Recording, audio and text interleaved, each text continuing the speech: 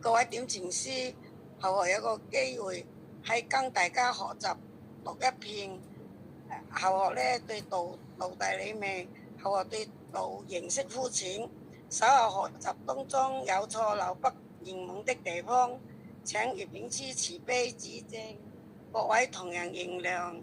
後學就學習一遍勸問篇第2章，克伐燕欲不行言，可以為人矣。子曰：可以為能矣，人則吾不知也。此章係晏獻夫子問聖人修人道嘅道理，就講俾聖人聽。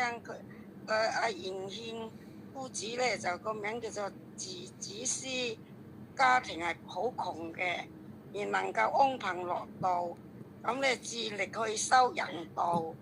咁你就請問夫子話弟子咧就咁樣實踐人道，努力去修養，上下功夫，至得一不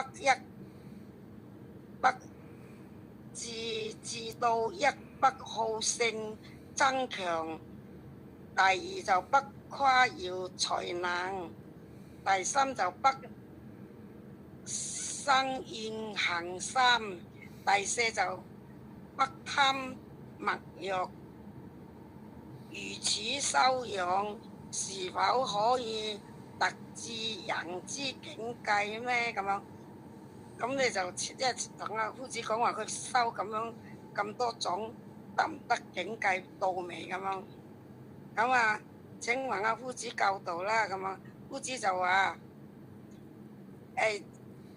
增強好勝，誇耀才能，言行全心，貪求墨欲，乃上人之通病。即係呢幾點咧，係人人都會嘅，學都會嘅，逼到嗰個境界實會嘅，冇話一定唔會。但係咧，而家咧學經學師咧就要自己改啊，改自己唔好貪心啦，唔好厭啦。不過以前都會有，不過而家咧會慢慢減少啦。咁咧就呢個課師就教我哋要咁樣修養，